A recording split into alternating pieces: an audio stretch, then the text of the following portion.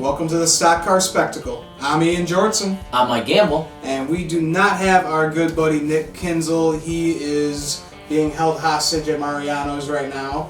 So, you just have the two of us today. So, how about we get started with our Diecast of the week? Mike, you got a special one today. I do. This thing just came in the other day.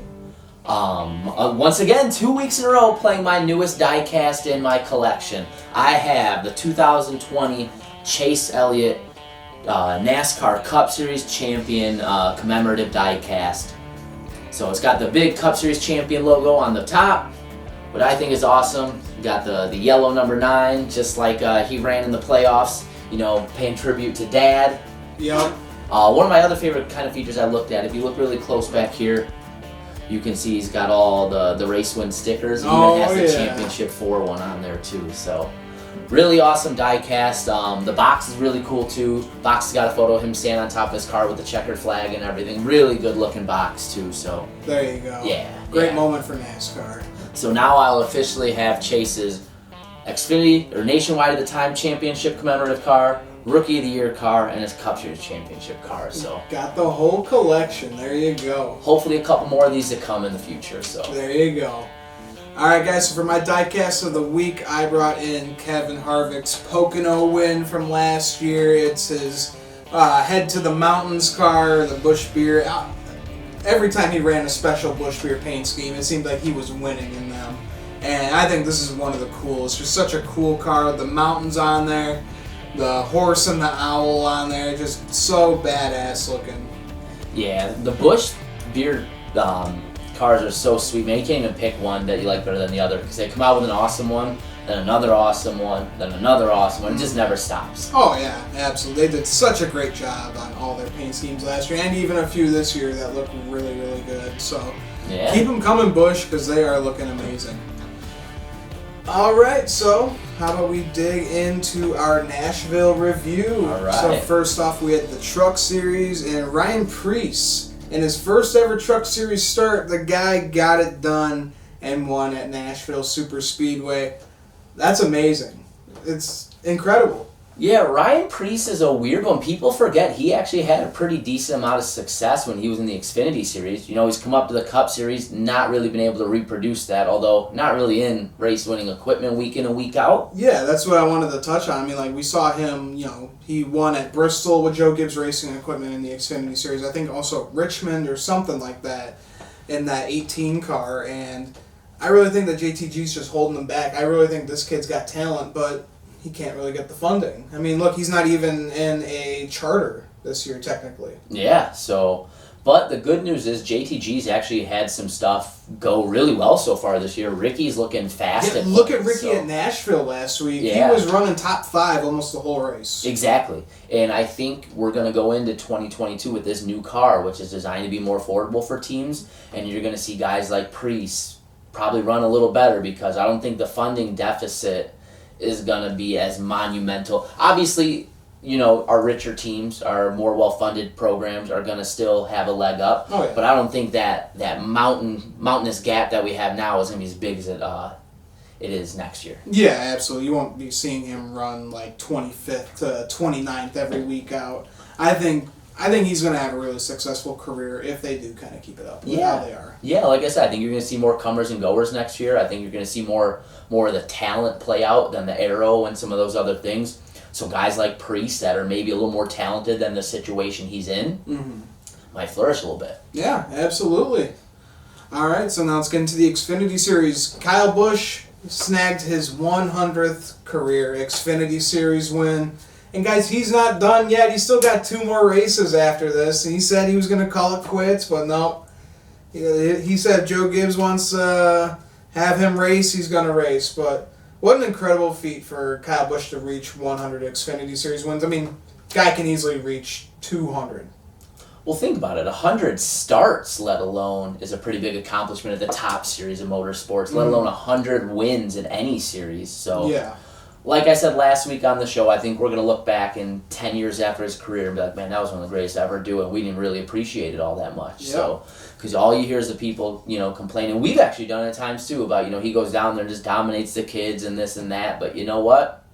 got to give it to him. Hats off to him, because Yeah. that's pretty amazing feat. And these drivers love it when these guys come down because they know what it's like to race against the best of the best. They know what they're expecting when they come up into the Cup Series. Absolutely. And what a cool paint scheme for him to get that 100th win with that M&M's on the Supra. That looked so cool. It really did. Yeah. Yeah, that just was absolutely sexy on that 54 Supra. Unbelievable. Just makes me want the Supra to come up to the Cup Series even more. Which we know it isn't. It never will because they want to promote the hell out of the Toyota Camry because that's their top selling car. Well, that's the only reason. What are you going to do? You know it doesn't make sense when you got a four-door family sedan beating out a Chevy Camaro and a Ford Mustang. It doesn't make sense. We've got performance car from Chevy, performance car from Ford. Might take your kids to soccer on a Wednesday, Toyota. Yep, there you go. That is exactly how it is. So I love the Supra. I think the NASCAR version of the Supra looks sexy. Oh, yeah. I don't like the street version. I think they made it look way too short in the back and kind of made it look like a Beamer, if you know what I'm saying. It's got like a Beamer to kind of Mazda Miata kind of feel, but the racing version is a really nasty looking car on the track. Absolutely. All right, then let's get into the Cup Series.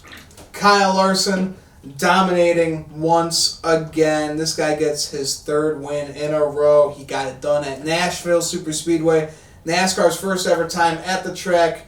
And I could say it put on a show for sure. We saw a lot of tire wear and a lot of brake failures going on throughout this race. Yeah, I thought the race was phenomenal. I loved it. Just like you kind of said, you saw the guys have to drive the race cars. It had a little old school kind of vibe to it. You couldn't just, hammer the gas down, just stand on it and just stand on it for 300 laps. You really had to drive these things. Yeah, and you had to ease on those brakes. I mean, like what you saw Ryan Blaney, your boy, when they were taking off that tire, all that brake dust that fell off. I was like, oh man. Yeah. That's not a good look. And then look what happened. His brakes went out and he wrecked. Well, I really do think, some teams underestimated how much brake they were going to have to use in turns and things like that, because obviously some of the Penske cars, especially Ryan, had big issues with the brakes. I think they were kind of more driving it like it was a mile and a half. So from things I heard, post-race interviews and stuff, it sounded like, it looked like a mile and a half, but it drove like a short track. Yeah. So like I said, you really had to drive it, but you were doing it 180 miles an hour. So I thought that was great racing. Oh, it brought back that old school feel of like you have to take care of your car or it's going to break. Exactly. Yeah. So. Fantastic racing from Nashville Superspeedway. I hope we keep racing at this track for a long time. If we do bring back the fairgrounds, race at both because this put on one hell of a show. Yeah, two entirely different kind of tracks too, so it'd be two entirely different shows. I don't see why we can't do both, especially if that's the kind of product we're going to get there. We're going to get like a traditional old school racing product. The fans came out in droves. Yes. The place was packed to the gills. I watched a lot of the stuff from Broadway on social media over the weekend too. It looked like there was a bunch of NASCAR gear. NASCAR fans were repping up and down downtown Nashville. Absolutely. So, again, it's another one of those little signs. Our sport's on an uptick right now, so we got to capitalize that momentum. Have to get everything right again for the rest of this year and next year, and just keep on moving in the right direction. Sponsors are coming back. New situations are coming back. Starting to see some of the country music community get behind the sport. So. Yeah. Good stuff happening. Who was that did the command? Oh, Luke Combs. Yeah, that was... Luke Combs is one of the biggest stars in country music right now. That was one of the most energetic commands that I have seen since Larry Mack did it a few years ago. Oh, yeah. And that which is spot on for Luke Combs, too. So, as a big Luke Combs guy, awesome to see. Absolutely. All right, so... wild weekend at Nashville Superspeedway. Yes, sir. I love it. I can't wait to go back next year, and I hope we get to go there too, because that would be ecstatic. Pretty easy selling point. Take the wives and girlfriends for that one, because it'll be a nice, close enough to Nashville. Could sell that. Racetrack too. Win-win for everybody. Absolutely. All right, so now let's get into our Pocono weekend. Remember, we got the Cup Series doubleheader this weekend. But first, we start off with the Truck Series. We got the CRC Brackeline 150. It's a 150-mile race. Stages 1 and 2 are 15 laps each, and the final stage is 30 for a total of 60 laps. Last year's winner was Brandon Jones with Kyle Busch Motorsports. And some notables in this race, we got Ryan Preece back in the 17 for DGR Crosley. Josh Berry will be in the 25 for Rackley WAR Racing. Kyle Busch will be in the 51 for KBM. So, we got a stacked lineup today with some really, really great drivers. Mike, who are you taking to win the truck race at Pocono? Hard to bet against Kyle Busch when he comes down and runs against the Truck Series. We've kind of talked before about, like we were saying earlier, the guys like when he comes down and, they learn what it's like to race against a Cup guy and this and that. Well, he also comes down there and whoops them. So I don't expect to see anything less than the Kyle Busch victory in the Truck Series. All right, there you go. And I think Mr. Ryan Preece is going to take the checker flag. I think he's going to go back-to-back Truck Series victories and back-to-back Truck Series starts. So that would be incredible to see for the driver. And then we move on to our first Cup Series race. We got the Pocono Organic CBD 325. It's a 325-mile race. Stage 1 is 25 laps. Stage 2 is 52 laps. And the final stage is 53 laps. For a total of 130 laps. Last year's winners at Pocono, we had Kevin Harvick and Denny Hamlin winning in the doubleheader of 2020. So, my pick to win the first race, it's a guy that really needs a win, but he is doing so well in the standings right now. I got to go with that 11 car, Denny Hamlin. He's been looking so consistent. I mean, the fact that he is 10 points ahead of Kyle Larson. A guy who's just been absolutely dominating this year. It's just all about consistency, all about those stage points. He is just on it this year. All he needs is that checkered flag to secure himself in the playoffs, and he's golden. I think he's going to get it done. Yeah, like you said, he is still the points leader. But if you look back, about 5 weeks ago, that was like a 150-something point lead. Yeah. Down to 10 points. Yeah, it has gone down, but still, it's just incredible that he's 10 points ahead of Kyle Larson, the guy who's just been outright dominating this year. No doubt. So, that being said, with my pick, guys, it's so hard to pick against him right now. I'm going to go with the 5 of Kyle Larson. He's absolutely on fire right now. Would tie the modern era record for most consecutive wins with 4. Tying the likes of guys like Dale Earnhardt, Jimmy Johnson, so on and so forth. 4 consecutive wins. It's unheard of territory, and he is knocking at the doorstep of history. So I think he can get it done. He's super fast. I think he could get 5 in a row. He's going to have a chance. Yeah. He's absolutely going to have a chance. So I think he gets at least 4, though, for sure. Oh, absolutely. I mean, just the way this guy's been driving. I mean, last week, anytime that he got the lead taken away from him, he took it right back and was just leading the whole time. So he's just going to flat out dominate this weekend. Yeah, just couldn't be touched. Mm-hmm. All right, and then we move on to the Xfinity race. We got the Pocono Green 225. It's a 225-mile race.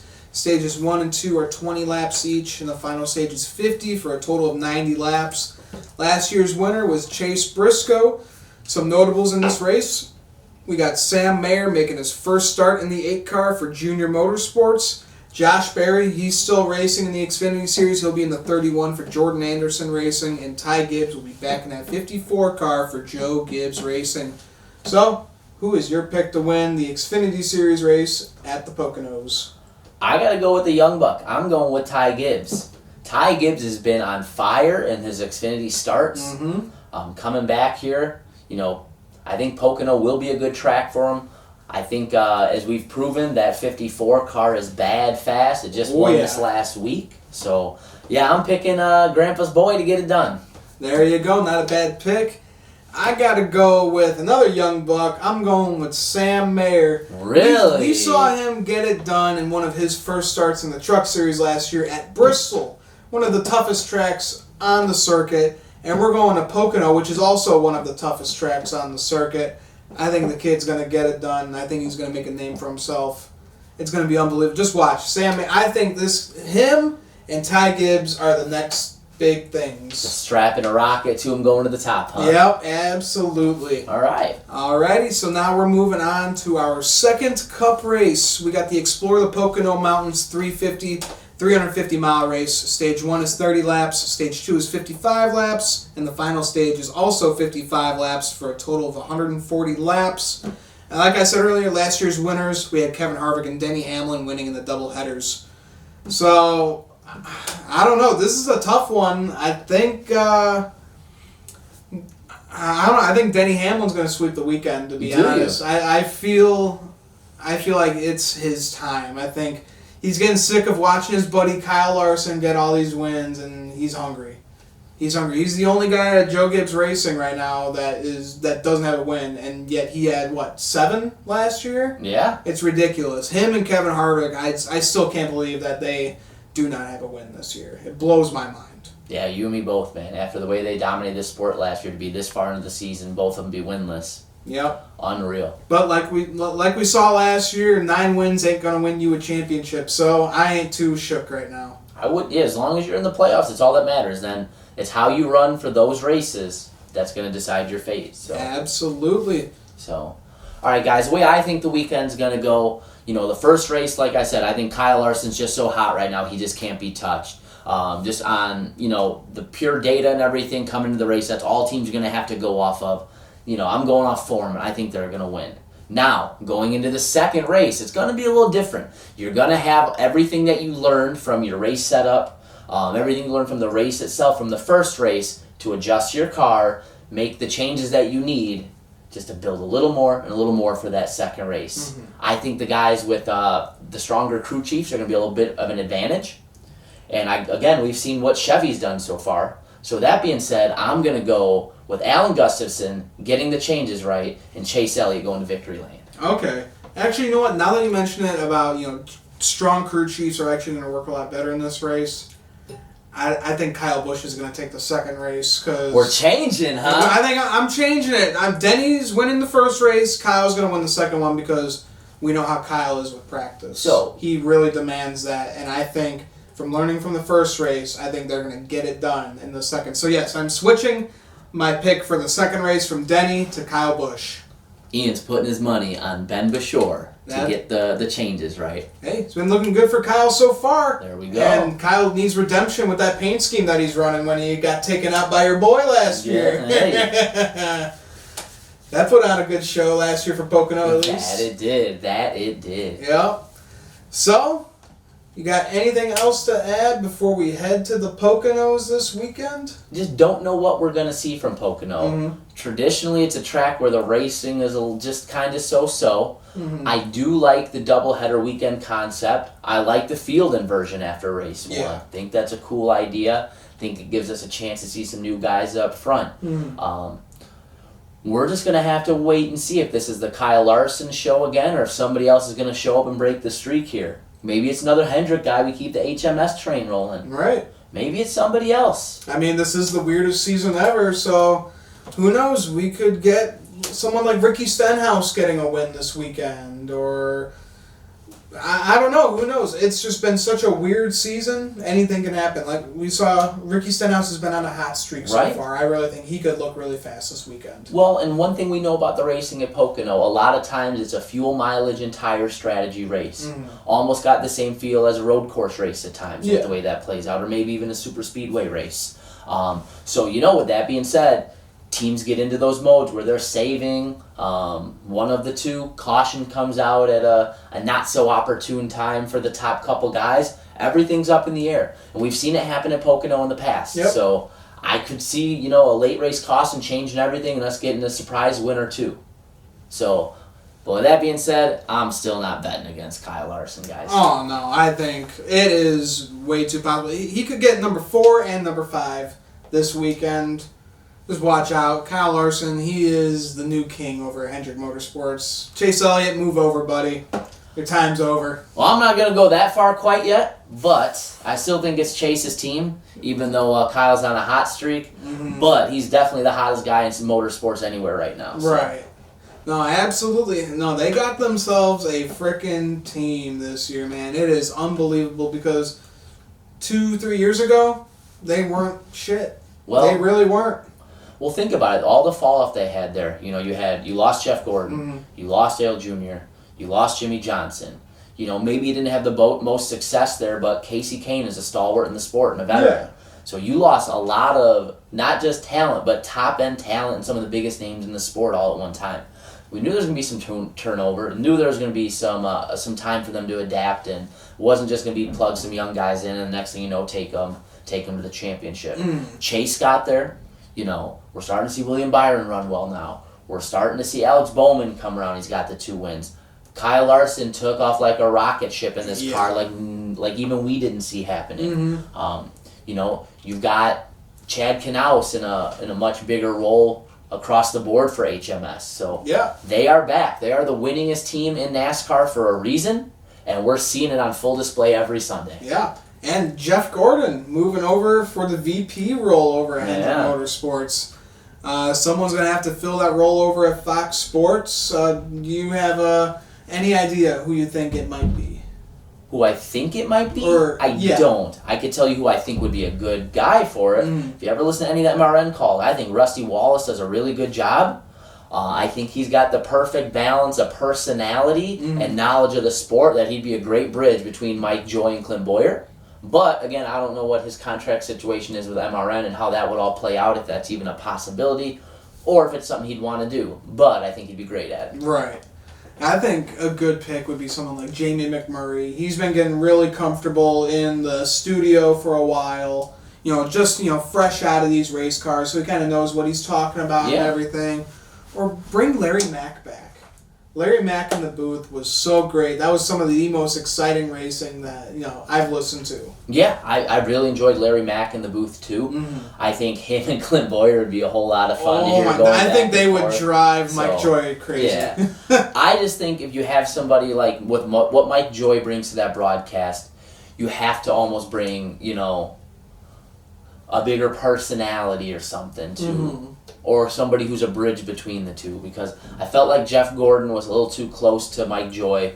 They both had the same kind of, oh, hey, look, there's a spinner in turn 3 to them. Yeah, and then there's Clint Boyer's like, oh my God, what is that? Yeah, he's freaking out. Yeah. And you kind of need that balance in the middle. Or if you want to really just go for the pure entertainment factor, bring in somebody kind of along the same kind of lines as a Clint Boyer, and let's just make it fun to watch. Yeah, I think honestly Michael Waltrip would be a good fit in the booth with the boys. He'd add the comedy element. Yeah, he definitely would. He's just fun to listen to and watch. He's just hilarious. I love that guy. Yeah, I think, he's hit or miss sometimes with the grid walk stuff. Yeah. Some of the goofy segments they'll have him do. Sometimes they're funny, sometimes they're a little cringe. But, again, he knows NASCAR. Yeah. He knows what he's watching when he's tuning in for the races. I don't think he'd be a bad option. No, not one bit. But it looks like he's also having some fun in SRX racing too, so who knows? Yeah, so we're going to have to wait and see. Maybe that's going to play more into it too. So. Yeah, absolutely. So guys, that will be it for our show this week. Thanks for tuning in. Make sure to like our video, subscribe to our channel, make sure you hit the bell so you get notifications every time we upload new content. Make sure to check out our merchandise on Spreadshirt.com. We will have the link below. It's all designed by our good buddy Dalton Good. Make sure to follow me, Nick, and Mike on Twitter and Instagram, along with the SCS Twitter account. Make sure to tune in to the Gamblers Picks this weekend, as Mike Gamble will give you his best drivers to put your money on this weekend at Pocono Raceway. Guys, make sure to check out Kodo's Mojo with me, Adam Cornwell, and Patrick Kodos. We give you weekly sports updates. We're going to be starting up here pretty soon, so I'm excited to get that ball rolling again. So that'll be it for us, everybody. Thanks for tuning in. I'm Ian Jortson. I'm Mike Gamble. And we'll see you next time, guys. Have a great weekend and enjoy Pocono.